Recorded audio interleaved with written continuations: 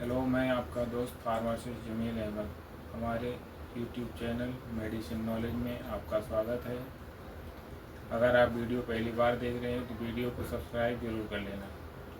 आज हम बात करेंगे कोल्डमाइन टैबलेट के बारे में, जो कि 3 दवाइयों के मिश्रण से बना हुआ है। पहला पैरासीटामोल, बुखार में, सिर दर्द में, बदन दर्द में आदि में काम आता है। दूसरा दवाई है फेक्सोफिनाडिन हाइड्रोक्लोराइड, जो कि एक एंटी एलर्जिक एंटी हिस्टामाइन दवाई है। यह सर्दी, जुखाम, नाक से पानी आना, बदन में खुजली होना, काच, गजकड़ आदि में काम आता है। फिनाइलिफ्रिन हाइड्रोक्लोराइड, इसका उपयोग एलर्जी में, सर्दी में, साइनस का मतलब कि जो नाक के अंदर एक हड्डी होती है उसको बढ़ जाने से होता है, उसको साइनस बोलते हैं।